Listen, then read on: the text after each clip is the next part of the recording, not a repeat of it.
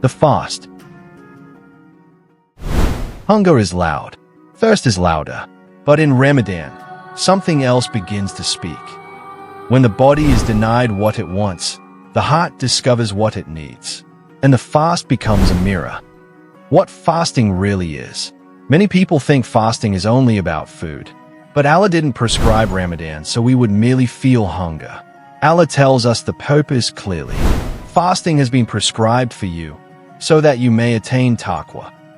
Taqwa, consciousness of Allah, that inner awareness that stops you when no one is watching. So the fast isn't just not eating. It's learning how to say, no. For Allah, and realizing how often we struggle to say no for any other reason. Fasting trains discipline in small, repeated decisions. You wake up when it's hard. You stop when it's tempting. You wait when you want to rush. And slowly, the fast teaches a powerful truth. You are not a slave to your appetite. You are not owned by your impulses. You can choose. Here's the part people don't expect. The fast doesn't create bad habits. It exposes them. When we're hungry, what shows up?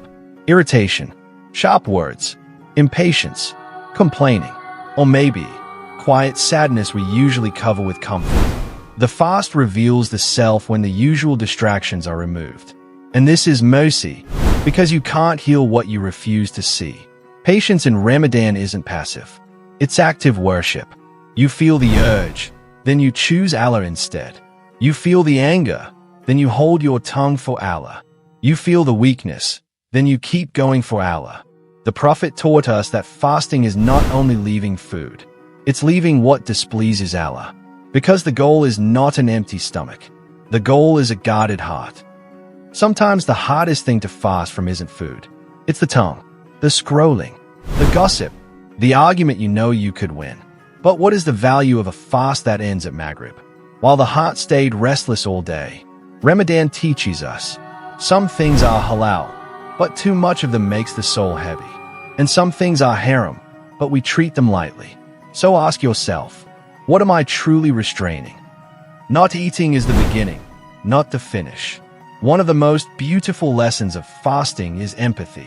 For a few hours, you experience a small piece of what many people feel daily. Not by choice, not for worship, but because they have no option. And this is why Ramadan softens the heart. You stop taking food for granted. You stop wasting. You understand deeply that what fills your plate is a gift. The Prophet was known for generosity, and Ramadan increases that generosity in many believers. Because hunger teaches compassion. Try this today, especially in the last hour before iftar. Ask yourself 3 questions. What emotion is strongest right now? What do I usually use to escape this feeling? What would it look like to turn to Allah instead? If you're feeling anger, make wudu. If you're feeling weakness, make dua. If you're feeling emptiness, open the Qur'an. Let the fast guide you, not just through the day, but toward Allah. And then comes the moment of iftar, when the body feels relief. But don't let the relief make you forget the lesson.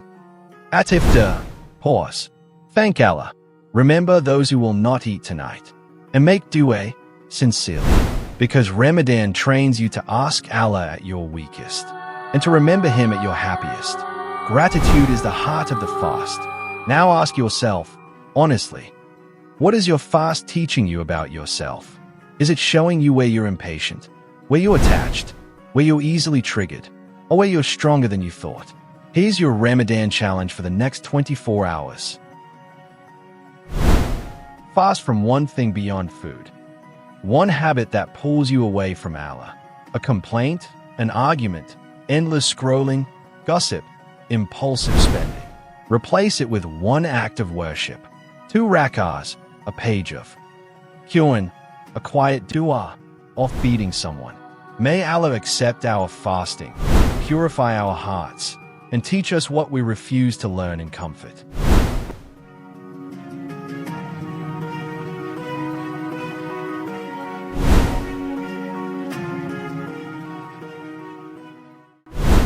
Subscribe for the Ramadan Reflection Series.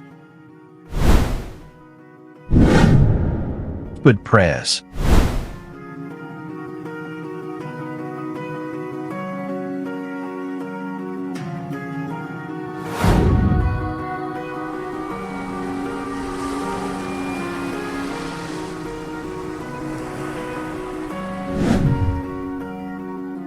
Stay tuned for more insightful teaching on our channel at Qur'an Insight TV.